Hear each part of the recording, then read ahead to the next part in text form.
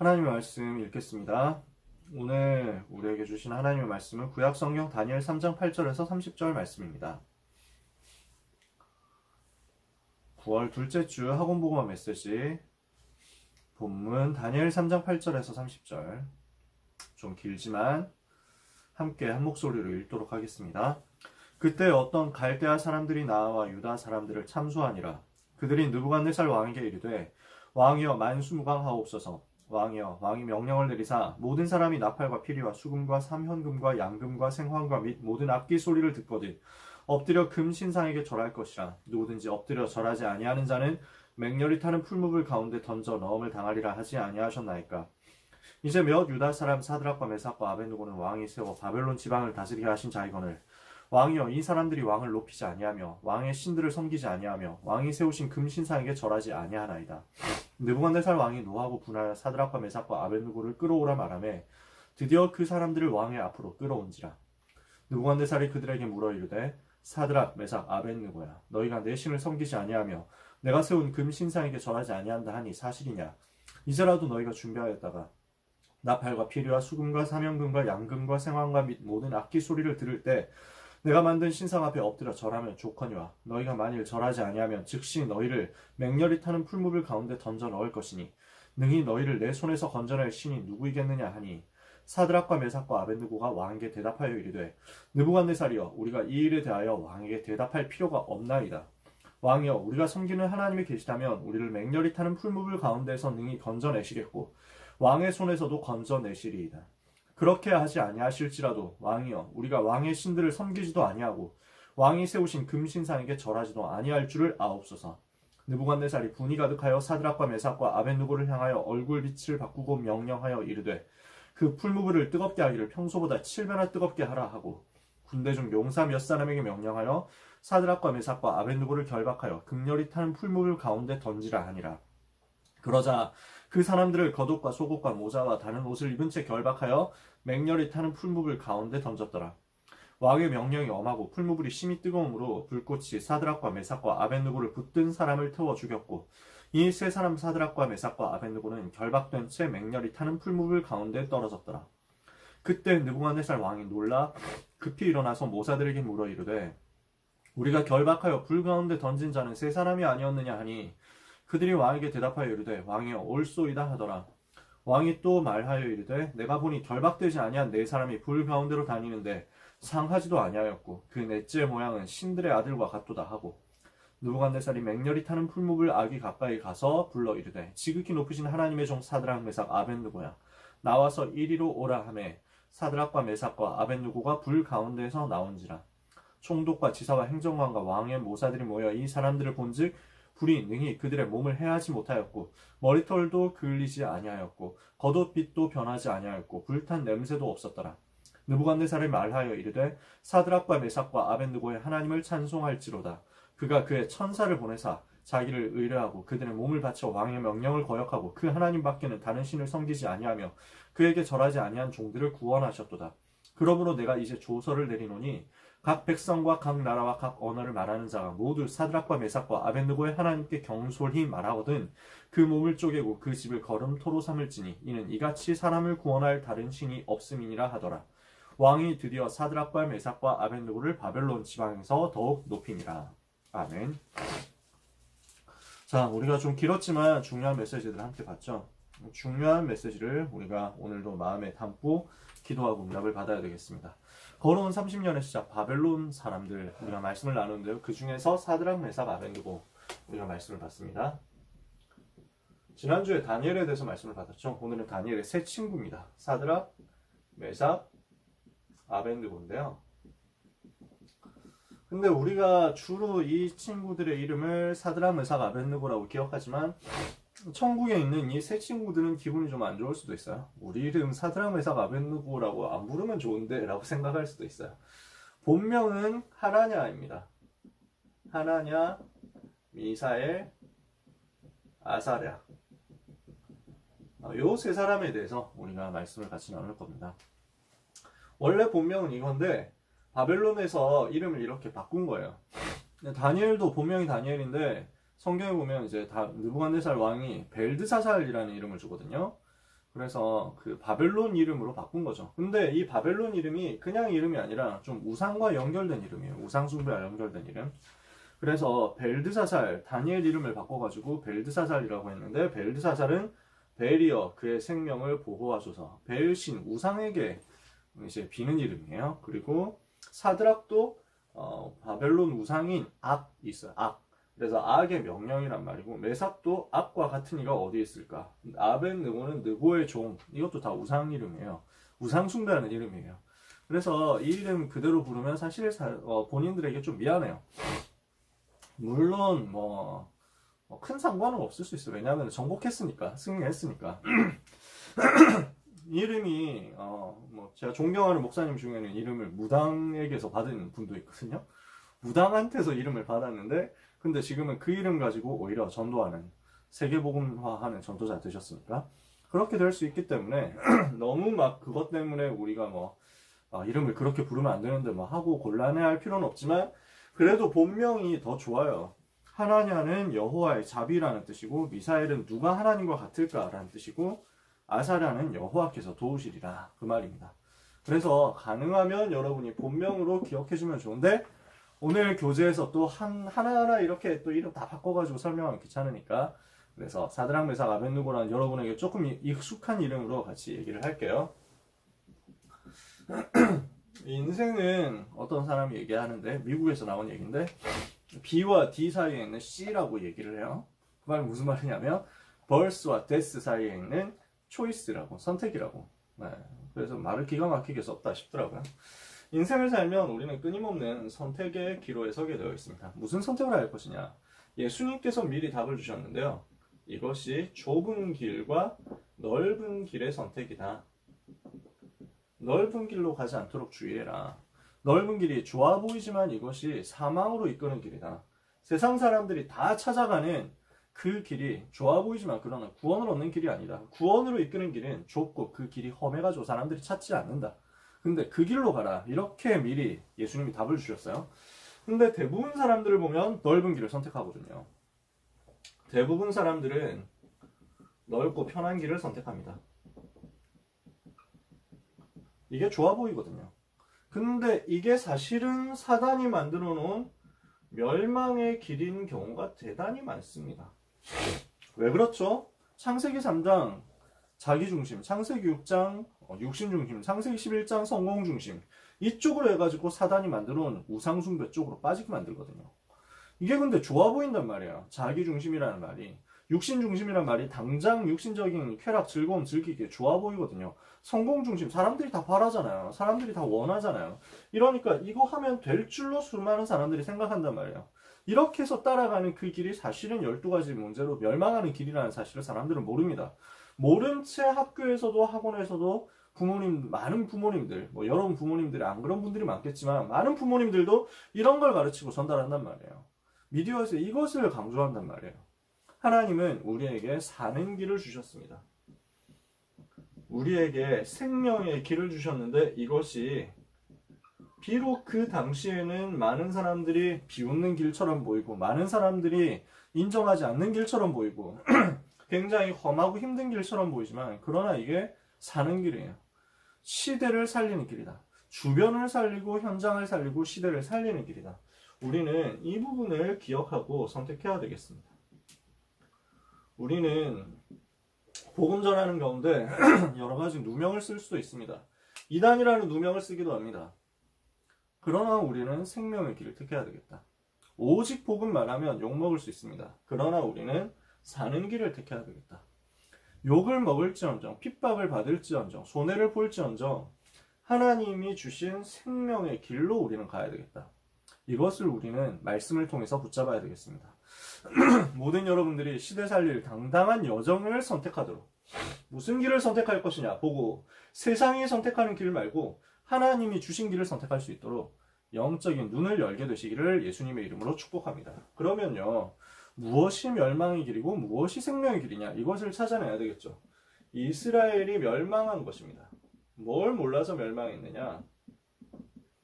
하나님은 세계복음화를 계획하셨는데 이스라엘 사람들은 이 세계복음화 대신에 복음과 맞지 않는 것을 선택한 거예요. 이스라엘이 이 길을 몰랐어요. 요 생명의 길을 모르고 세계복음화하는 그 길을 모르고 자꾸 멸망 쪽으로 가는 길을 택했단 말이에요.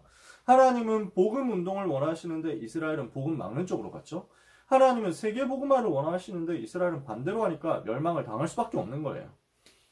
하나님이 우리에게 복음을 주셨어요. 이 복음은 뭘 말합니까? 모든 믿는 자들에게 구원을 주시는 하나님의 능력이죠. 이 복음의 내용이 뭡니까? 예수님이 그리스도 모든 문제 해결하셨다는 내용이에요. 그래서 열심과 노력으로 구원받는 것이 아니라 오직 그리스도 믿어서, 그리스도 십자가 믿어서 그리스도께서 십자가에서 피 흘려 죽으시고 부활하심으로써 인생의 모든 문제 해결하셨다는 그 사실을 믿음으로써 구원받는 것이다. 이것이 복음의 내용이란 말이에요. 이 복음을 붙잡아야 되는데 이사야 7장 14절이죠. 처녀가 잉태하여 아들을 낳을 것이고 그 이름이 임마누엘이라 하게 될 것이다. 미리 이사야 선지자 예언했어요. 근데 이 내용을 잊어버리고 복음 대신에 율법과 종교에 빠진 거예요. 뭘 많이 해야만 구원받는 것으로 생각하고 무언가 열심히 해야 뭔가 열심히 하고 하지 말라는 거 하지 말고 해라는 거 하고 이렇게 해야만 구원받는 것처럼 생각했어요. 그게 나쁜 것은 아닌데 그러나 이것으로는 죄 문제 해결을 못합니다. 사단 문제 해결을 못합니다. 지옥 배경 해결을 못합니다. 하나님은 율법과 종교 말고 복음을 주셨는데 이스라엘이 이 복음 대신 율법을 붙잡은 거예요. 종교를 붙잡은 거예요. 뭔가 많은 열심히 노력하는 것을 바라는 것으로 그렇게 해야 뭔가 되는 것처럼 생각을 한 거예요. 율법 지키면 구원받는 것처럼 사람들이 착각한 거예요. 복음 대신 이런 걸 붙잡으니까 복음 말고 다른 얘기를 하니까 그러니까 전도가 불가능하죠. 전도가 실패될 수밖에 없는 거예요. 나라와 백성과 후대들이 우상에 빠지는 결과가 온 것입니다. 하나님은 이사야 6장 1절 13절 이사야에게 미리 말씀하시면서 메시지를 주셨어요. 하나님이 원하시는 것은 복음 전하는 것이야. 내가 누구를 보내면 누가 우리를 위하여 갈고 하나님은 지금도 전도운동할 사람을 찾고 계신다니까요. 그루터기 거룩한 시 일어나서 현장 살리고 세계 살리게 될 것. 그것을 말씀하셨는데 이스라엘은 이 전도를 할 수가 없는 거예요. 왜? 복음 놓쳤으니까. 복음 있어야 전도가 되죠. 복음이 없으니까 결국 어떻게 된 겁니까? 나라와 백성과 후대들이요. 우상에 빠지는 결과가 온 것입니다. 우상에 빠지니까 어떻게 됩니까? 사단에게 완전히 잡히게 되는 거죠. 우상은 사단의 전략이잖아요. 고린도전 10장 20절에 출애굽기 20장 4절 5절에 우상 숭배라는 것은 사단이 만들어 놓은 함정이에요. 이것을 가지고 세상을 무너뜨리고 세상을 넘어뜨리고 세상을 마귀의 종로로 되도록 만드는 마귀의 전략이거든요. 근데 이 우상에 다 빠져서 속아 넘어가게 되는 거예요. 이러니까 당연히 선교가 불가능한 거죠. 하나님은 선교를 말씀하셨어요. 이사야 60장 1절에서 22절. 그래서 모든 민족, 모든 나라, 모든 백성 살리는 것이 하나님의 뜻이고 하나님의 계획이에요. 이사야 선지자가 미리 처음부터 얘기했어요. 이사야 60장에 일어나라 빛을 발하라. 이는 내 빛이 이르렀고 여호와의 영광이 내 위에 임하였습니다. 보라 어둠이 땅을 덮을 것이고 캄캄함이 만민을 가리려니와 오직 여호와께서 그 내 위에 나타날 것이요 그 여호와의 영광이 내 위에 나타나니 여호와께서 내 위에 임하실 것이요 여호와의 영광이 내 위에 나타나니 열방은 내 빛으로 열왕은 비치는 내 광명으로 나아오게 될 것이다. 22절에는 작은 자가 천을 이루고 약한 자가 강국을 이루게 될 것이다. 나 여호와가 속히 이루리라. 때가 되면 속히 이루리라. 참 무슨 말입니까? 모든 나라 모든 민족을 다 살리도록 만들겠다. 이게 세계복음 하나님의 뜻이거든요. 근데 이게 불가능하게 된 거예요. 복음이 없으니까, 선민사상 빠지니까, 그리고 우상에 빠져 있으니까. 세계 살릴 사명이 없죠? 선민사상에 빠져 있어요? 그 다음에 시대의 흐름을 보는 눈도 없어요? 강대국 살려야 되는 이유를 몰라요. 결국 그러니까 이 강대국의 노예가 되어버린 거예요. 이스라엘이 멸망하게 되었다. 강대국에 포로로 끌려오게 되었다라는 것은 무엇을 말하느냐? 복음을 놓쳤다는 얘기예요. 전도를 놓쳤다는 얘기예요. 선교를 놓쳤다는 얘기예요. 세계 살려야 되는데 세계 살릴 사명 대신 선민사상 붙잡고 있고 세계 살릴 눈을 가져야 되는데 강대국 보는 눈도 없고 그러니까 세계 살릴 힘이 전혀 없는 거죠. 힘이 없으니까 결국 무너지는 거예요. 그러니까 하나님은 세계복음화를 원하시는데 이스라엘은 세계복음화에 관심이 없어요? 멸망당할 수밖에 없죠. 오늘 여러분 우리는 눈을 떠야 됩니다. 하나님이 무엇을 원하시느냐? 하나님은 237 나라 살리기를 원하신다. 하나님은 무엇을 원하느냐? 저 복음 듣지 못한 종족들 살리기를 원하신다. 이 일에 하나님이 렘넌트를 부르셨단 말이에요. 그렇다면 여기에 눈을 뜨지 못하면 결국 재앙 만나는 결과가 온다는 것입니다. 재앙 시대가 오는 거예요. 이스라엘이 어떻게 되어버렸냐? 결국 오는 결과가 강대국을 살리지 못하니까 강대국의 종이 되는 겁니다. 강대국의 노예가 되는 겁니다. 이렇게 실패되게 된 거예요. 어떻게 됐습니까? 이스라엘이 노예가 된 거예요. 어디에? 애굽 살려야 되는데 애굽을 살리지 못하니까 애굽의 노예가 되어버렸어. 출애굽기 3장 1절 10절.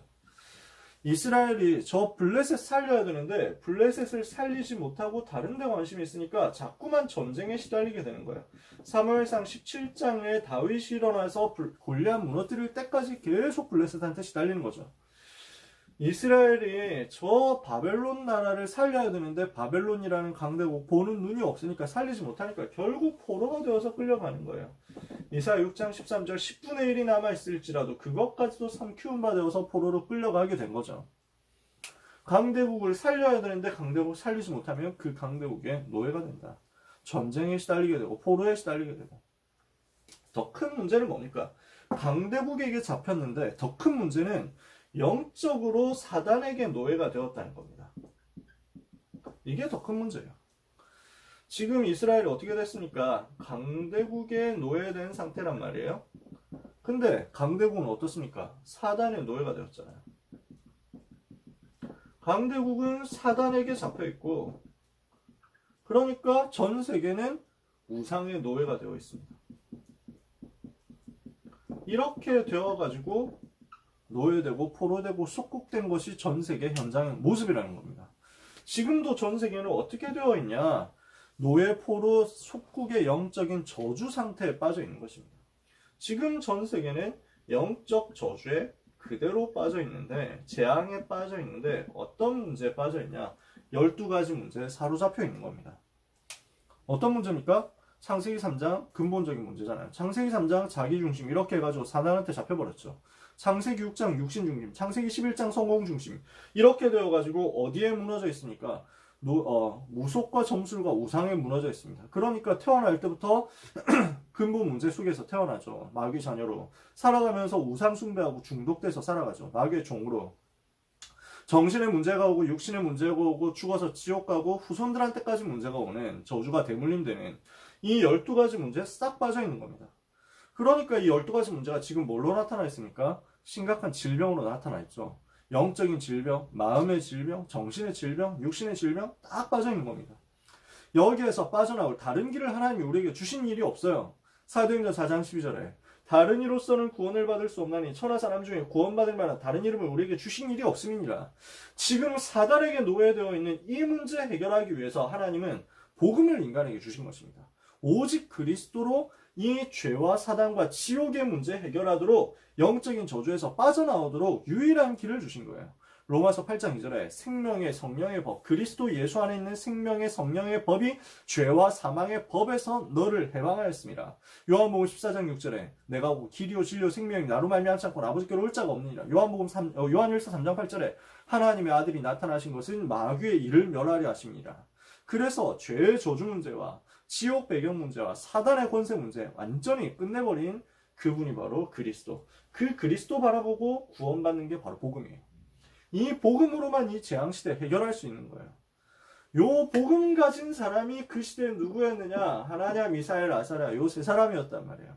그 시대에 재앙 만난 것 같고 포로가 되어가지고 완전 희망이 없는 것 같은데 그런데 그 속에서 복음 붙잡은 한 사람이 바로 복음 붙잡은 한 사람으로서 자기 연장에 서 있는 그 사람들이 바로 다니엘의 세 친구 사드락 메삭 아벳느고였다는 거예요. 이 사람에게 있어서 복음을 붙잡으니까 복음 없는 사람들에게는 이게 포로 되어가지고 끌려온 것이 재앙인데 복음 가진 하나님의 자녀들에게 재앙으로 보이는 것이 재앙이 아니고 하나님의 계획이구나 이렇게 보여지는 거예요. 세계복음화의 기회가 된 것입니다. 하나님이 이것을 우리 렘넌트들에게 주시려고 하는 것입니다. 느부갓네살이 임금이죠. 느부갓네살 임금이 우상을 만들었어요. 큰 우상을 만들어가지고 금신상을 어마어마한 규모로 세웠어요. 이렇게 해서 온 나라가 이 우상 앞에 절하도록 만든 거예요. 이게 뭘 하는 것이냐? 정치 전략이죠. 사람들은 지금도 마찬가지인데요. 정치인들은 목표가 이거예요. 자기 유익, 이제 인기 끄는 게 목표란 말이에요. 자기의 지지도를 올리는 게 목표란 말이에요. 자기의 권력을 강화시키는 게 목표예요. 그래서 별로 복음과 상관없이 행동하는 경우가 대부분입니다. 느부갓네살 임금이 사실 다니엘에게 복음을 들었잖아요. 근데도 그 복음보다 자기의 정치적 목적이 우선이 되는 거예요. 정치 목적, 어떤 목적이 있습니까? 일단 자기의 권력을 강화시켜야 되겠다. 이게 목표예요. 권력 강화시키기 위해서 지금 바벨론은 여러 다민족들이 뭉친 제국이거든요. 정복했으니까. 정복 전쟁을 해가지고 뭉친 나라니까. 그래서 이 정복 전쟁을 해가지고 들어오게 된 이 사람들을 완전 복종시키기 위해서 우상이라는 것들을 만들어 놓고 완전히 이제 문화를 하나가 되도록 만들겠다 이거예요. 종교를 하나 되도록 만들어가지고 여기에 경배하게 함으로써 정치적 통일을 이루겠다. 통합을 이루겠다. 자기의 권력을 강화하겠다. 정치적 전략이에요. 그러면서 이것을 위해서 문화를 사용한 거예요. 문화 전략이었어요. 그러니까 지금 보면은 금신상을 만들었다? 굉장히 화려하게 대단하게 금속 가공을 해가지고 만든 거죠. 그죠? 그러면서 얼마나 화려하겠어요. 얼마나 멋있게 만들었겠어요. 이게 지금 사단의 전략이고 지금도 마찬가지입니다. 이렇게 하면서 대단한 것들을 만들어가지고 또 그냥 절하는 게 아니라 음악을 쫙 깔면 그때 절하도록 만들었잖아. 이렇게 해가지고 지금 문화 전략을 쓰면서 정치적으로도 이렇게 해가지고 전부 이제 절하도록 만들어가지고 자기 권력에 복종하도록 만들고 이거 할 수 있도록 전국에 명령 내리잖아요.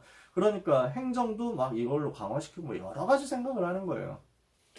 근데 이게 사단의 전략이라는 사실을 사람들은 모르고 있습니다. 정치인들이 모르고 있습니다. 재벌들이 모르고 있어요. 기업인들이 모르고 있습니다. 아, 그럼 회사 시작을 한다. 그러면은 의뢰 고사 지내고 시작해요. 무슨 공장 돌린다, 새로운 기계 온다 그러면 고사 지내고 합니다. 야구팀, 축구팀 이런 팀들이 한국에서 시즌 시작하기 전에 반드시 고사 지냅니다. 이래가지고 따르고 그 다음에 그 앞에 다 나와가지고 절하도록 만듭니다.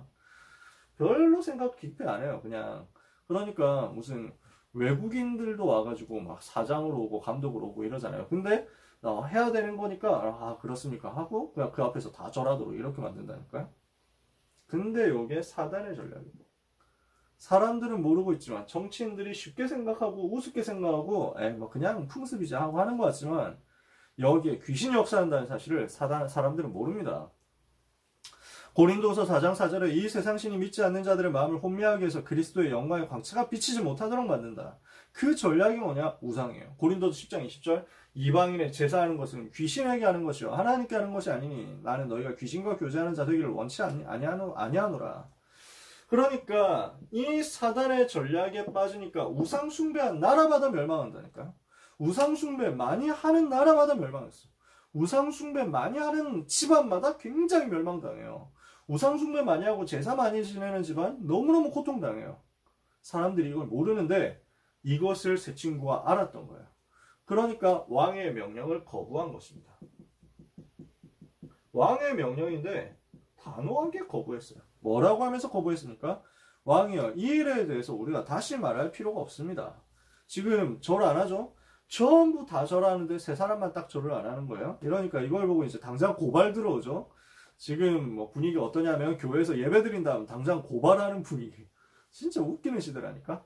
이래가지고 바로 신고 들어오고요. 사람들 좀 모이기만 해도 아니 몇 명 모인 것도 아닌데 당장 민원 들어와가지고 저 교회에서 예배한다고 합니다. 모임이 소모임 가집니다. 이래가지고 고발해가지고 교회 문 닫게 만들고요. 이렇게 하는 거죠. 앞으로 점점 더 심해질 겁니다. 사단도 이거 노립니다. 이렇게 해가지고 교회를 희생양 만들어가지고 자기들이 인기 끌겠다 이거예요.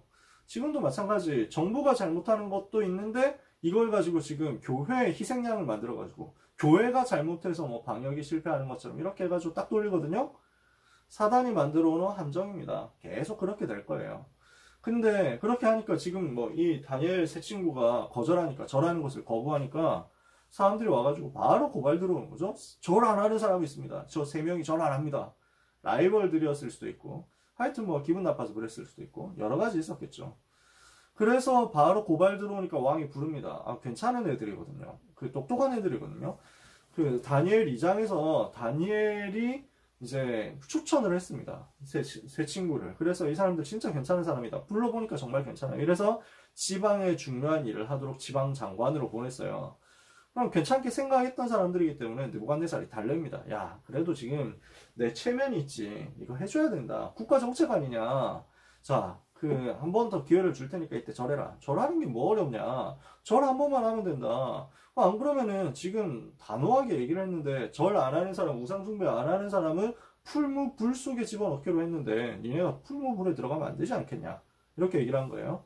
당장 뭐라고 얘기하느냐면 우리가 이 일에 대해서 두말할 필요가 없습니다. 타협하지 않겠다 딱 하는 거예요. 우리는 이 고백이 있어야 됩니다. 이 정도 결기는 있어야 됩니다. 이 정도 힘은 있어야 됩니다.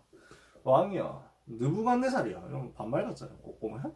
느부갓네살이여. 우리가 이 일에 대해서 다시 말할 필요가 없습니다. 두 번 말할 필요가 없습니다. 우리는 이 일 때문에 왕이 다시 나에게 말을 할 이유가 전혀 없습니다. 뭐라고 얘기합니까? 대답할 필요도 없다. 왕이여, 우리가 섬기는 하나님이 계신다면 우리를 맹렬히 타는 풀무불 가운데서 능히 건져내시겠고 왕의 손에서도 건져내시리이다. 하나님의 능력을 고백했어요. 하나님이 하실 것이다. 이거 고백했어요. 당당하게 고백하고 선포했어요. 선언했어요. 그런데 더 중요한 말이 나옵니다. 그리 아니하실지라도 그렇게 하지 않는다고 할지라도 하나님께서 우리를 건져주시겠지만 건져주시 아니하실지라도 우리는 상관없습니다. 우리는 절하지 않습니다. 이렇게 얘기한 거예요. 이때 어떻게 되느냐? 바벨론 땅의 역사하는 모든 흑암이 무너지는 것입니다. 이 일이 여러분을 통해서 여러분의 현장과 여러분이 가게 될 미래의 현장에 일어나게 되기를 축복합니다. 사단에게 우리는 타협하지 않는다. 세상과 타협하지 않는다. 하나님은 능력이 하나님이시기 때문에 우리에게 역사하시겠지만 역사하지 않으신다 해도 우리는 죽는다 해도 우상 앞에 절할 수 없다. 왜?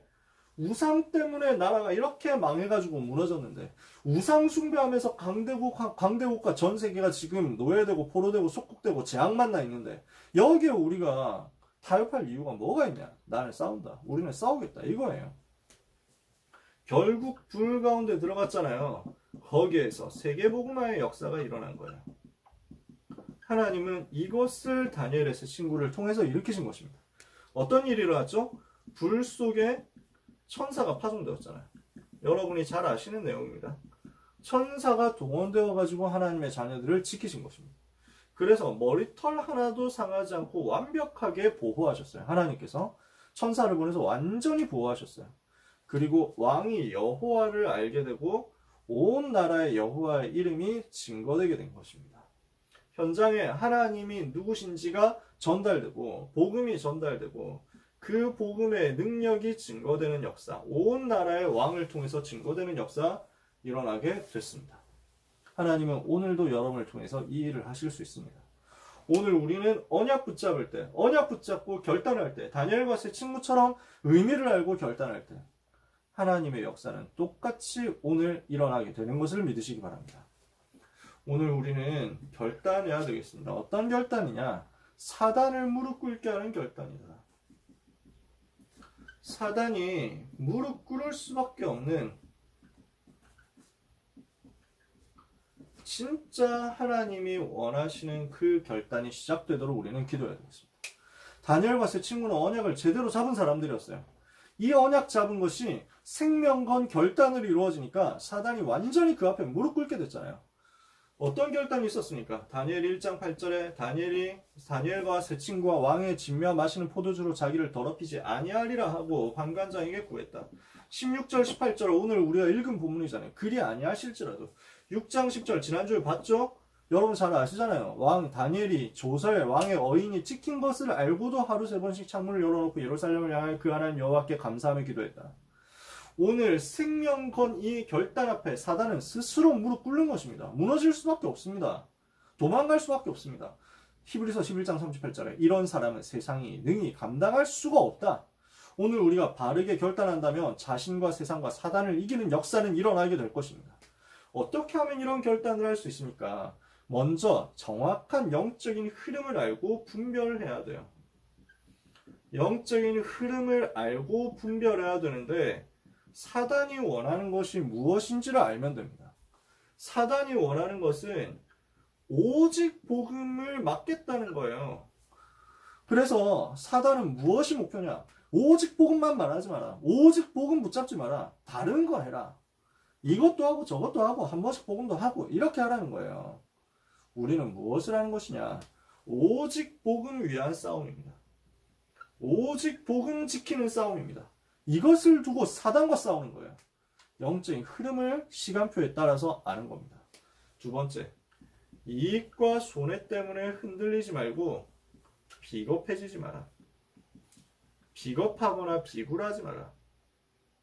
하나님은 여러분을 진짜 시대 앞에 승리하는 렘넌트로 사용하실 것이기 때문에 지금 당장 이익이 좀 있다? 지금 당장 손해가 좀 있다? 이것 때문에 비겁하게 비굴하게 흔들리지 마세요. 우리는 뭘 하는 것이냐? 영원한 것을 두고 당당하게 서는 것입니다. 영원한 것을 알기 때문에 당당하게 렘넌트답게 결단하고 서는 거예요. 초대교회 전도자들은 전부 사실은 어마어마한 고난을 당했어요. 굉장한 핍박을 당했어요. 아니, 예수 믿는다는 이유로 십자가에 못 박혀서 죽임을 당하고, 목이 잘려서 죽임을 당하고, 화형을 당하고, 경기장에서 사자한테 잡아먹히고, 이런 고난을 당했다니까. 이런 어려움들을 당했다니까. 너무너무 핍박을 많이 당했어요. 종교개혁이 일어났을 때 많은 종교개혁자들이 복음 붙잡았다는 이유만으로 저 로마 교회에 많은 핍박을 당했어요.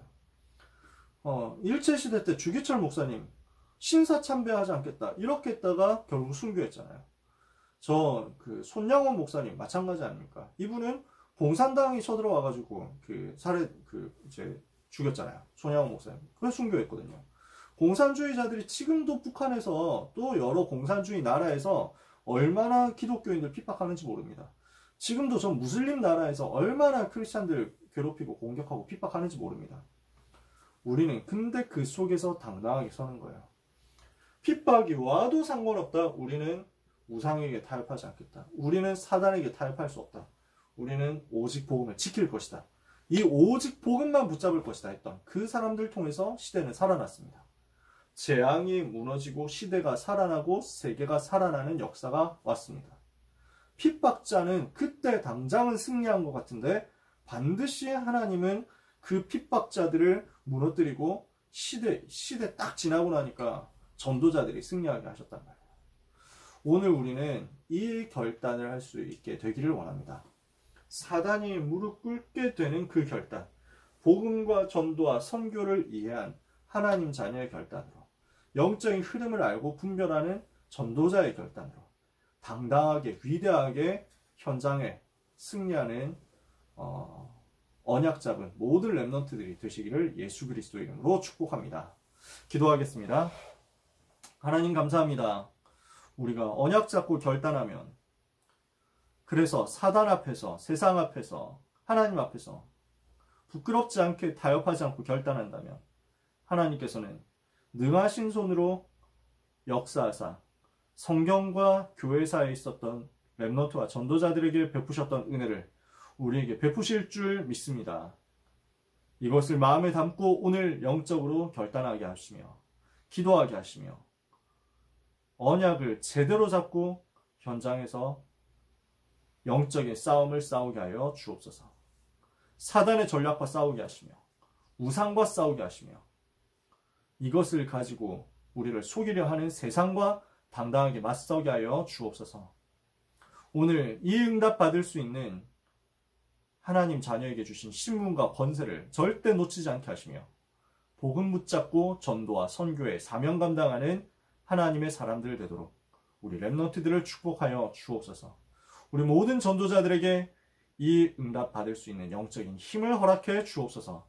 결단할 수 있는 지혜와 결단할 수 있는 영적인 눈과 결단할 수 있는 판단력과 결단할 수 있는 성령 인도받는 데 민감한 정신을 허락하여 주옵소서. 남은 시간 동안에 주의 말씀이 성취되는 것을 누리게 하옵소서. 예수 그리스도의 이름으로 기도합니다. 아멘.